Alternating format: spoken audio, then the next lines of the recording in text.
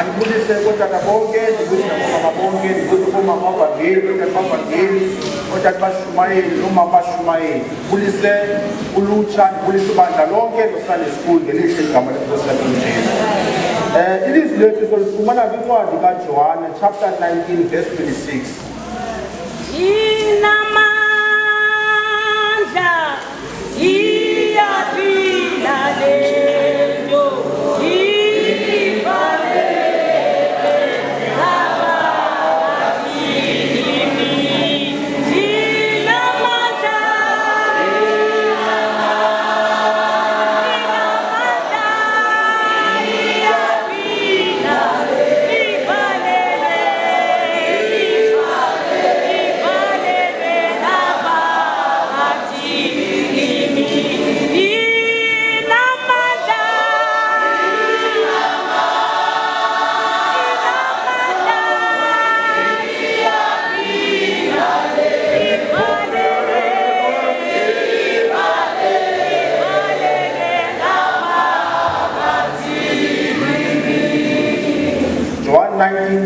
John 19 chapter 26 to 27.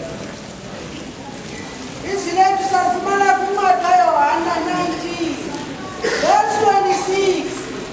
UYesu ngoko akumbona unina naye umfundi ebemthanda ebikhona uthi kunina, mfazi, nangu unyoko nangu unyana wakho.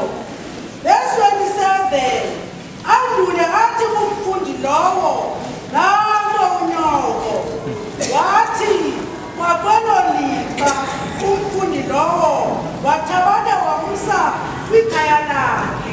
Ngicela uba ukodwa lathanazelise. Moya olingcwele wena ukhona akakho amadilo khona nawe ukuthilovayo yebo zonke sesikhona babakekudla. Haleluya moyigcwele kazi lokuphelela.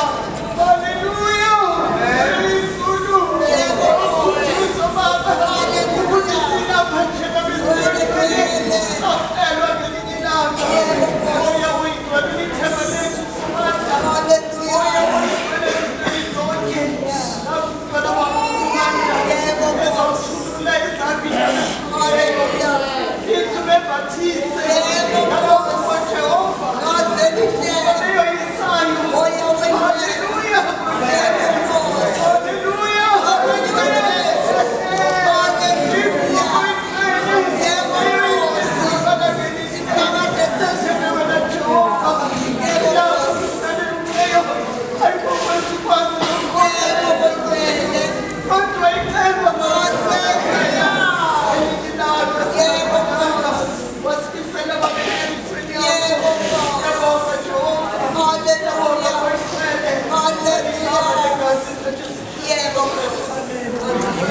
Amen.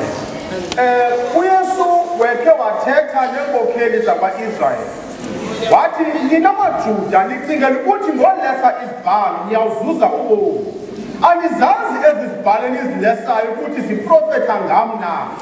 Iziganeko zeTestamente endala zaziprofetha uhambo lwenkosi uJesu. UMosisi wathi uThixo kuye, Mosisi uzithethe nelitye abantu sebenxaniwe kuphuma amanzi. UMosisi walibetha ilitye kabini, wathi la manzi aphuma apha kum. Wathi uThixo sowuze ungene kwela lizwe lesithembiso. Ngoba uMosisi wafelisha ukuveza ubungcwele bukaThixo phambi kwa-Israyeli. Waphinda uMosisi wafelisha ukuhlonipha inkosi uJesu. Ngoba elaa litye laliyimfuziselo kaKristu. Waphinde uMosisi wathatha uzuko nodlumo lukaThixo walenza olwakhe. Esi siganeko sasiprofetha ngoKristu. NjengoMosisi wayinkokheli kwa-Israyeli, yayiprofetha ukuthi iinkokheli zakwa-Israyeli ziyakumgelela uKristu uma efika. Yenene abaFarisi nababingeleli abafundisi bomthetho bayidelela imvala kaThixo. AmaJuda bona bebelindele ikumkani yemfazwe njengokumkani uDavide. Bathi bona belindele ingonyama. Bathi gqinga imvala kaThixo ethobekileyo.